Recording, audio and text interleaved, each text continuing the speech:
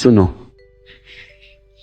स्त्री की चाह कभी बोलती नहीं, वह फुसफुसाती भी नहीं, वह संकेत देती है और जो संकेत पढ़ ले वही विजेता होता है। बाकी सब सिर्फ शोर मचाते रहते हैं। पुरुष अक्सर यही गलती करता है, वो शब्दों में उलझा रहता है, जबकि स्त्री मौन में जीती है। वह जो कहती है वह उसका अर्थ नहीं होता, और जो वह नहीं कहती वही उसकी असली चाह होती है। स्त्री को समझने की कोशिश मत करो।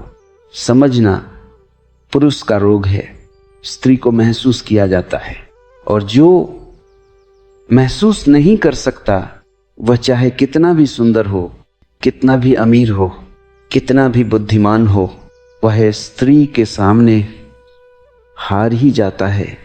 स्त्री की चाह शरीर से नहीं उठती, ये सबसे बड़ा भ्रम है। स्त्री की चाह उसके मन से भी नहीं उठती, ये उससे भी गहरी जगह से आती है, जहां चेतना धड़कती है। स्त्री को छूने से पहले उसे सुरक्षित महसूस होना चाहिए, और ये सुरक्षा ताकत से नहीं आती, ये नियंत्रण से नहीं आती, ये अधिकार जताने से नहीं आती, ये आती है उस पुरुष से जो खुद के भीतर स्थिर है।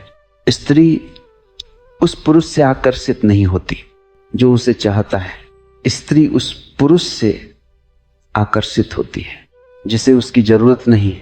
यही बात पुरुष को सबसे ज्यादा चुभती है, क्योंकि पुरुष ने पूरी जिंदगी जरूरत बनकर जी है। मुझे चाहिए, मुझे चाहिए, मुझे चाहिए। और स्त्री वह देखती है, और जिस पुरुष की आंखों में मुझे चाहिए नहीं होता, वह अपने आप झुक जाती है। स्त्री का मन गुलाम नहीं होना चाहता, वह समर्पण करना चाहती है, और गुलामी और समर्पण में जमीन आसमान का फर्क है। गुलामी डर से आती है, समर्पण भरोसे से आता है। जो पुरुष स्त्री को दबाता है वह उसे खो देता है, और जो पुरुष उसे खुला छोड़ देता है वह उसे पा लेता है। स्त्री की चाह स्वतंत्रता में खेलती है, बंधन में नहीं। यही कारण है कि जितना तुम उसे पकड़ने की कोशिश करते हो वह उतनी दूर जाती है, और जिस दिन तुम छोड़ देते हो वह उसी दिन लौट आती है। स्त्री की चाह ध्यान है और पुरुष का मन अध्ययन है। जो पुरुष खुद के भीतर मौन में नहीं बैठ सकता, वह स्त्री के मौन को कैसे पढ़ेगा? स्त्री की आंखें सब कुछ बता देती हैं, लेकिन वही देख पाता है जो देखना जानता है।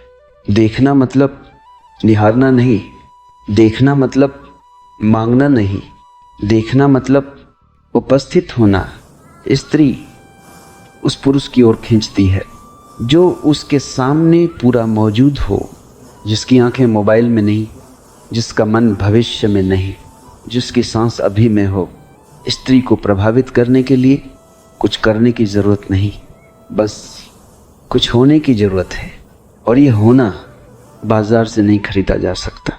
ये अभिनय नहीं है, ये अभ्यास नहीं है, ये भीतर का परिवर्तन है। स्त्री उस पुरुष को परखती नहीं, वह उसे महसूस करती है, और महसूस करने में झूठ टिक नहीं पाता। इसलिए जो पुरुष बनावट करता है वह कुछ समय के लिए आकर्षक लग सकता है, लेकिन स्त्री देर सवेर उसकी पोल खोल देती है। स्त्री की चाह सच के प्रति है, भले ही वह सच कड़वा हो। वह उस पुरुष से ज्यादा जुड़ती है जो अपनी कमजोरी स्वीकार कर ले, बजाय उसके जो नकली ताकत दिखाए। स्त्री को नायक नहीं चाहिए, उसे इंसान चाहिए, एक ऐसा इंसान जो खुद से भाग न रहा हो। स्त्री के लिए पुरुष की सबसे बड़ी सुंदरता उसका आत्मविश्वास नहीं, उसकी सजावट नहीं, उसकी भाषा नहीं, उसकी प्रामाणिकता है। और प्रामाणिकता तभी आती है जब आदमी अपने भीतर कुछ छिपा नहीं रहा होता। स्त्री को जीतने की कोशिश मत करो। यह युद्ध नहीं है। स्त्री कोई ट्रॉफी नहीं। स्त्री एक द्वार है और द्वार तभी खुलता है जब तुम हथियार बाहर रख दो। यही कारण है कि ज्यादातर पुरुष स्त्री के सामने हार जाते हैं। वे या तो जरूरतमंद होते हैं या अहंकारी, और दोनों ही स्थितियों में स्त्री पीछे हट जाती है।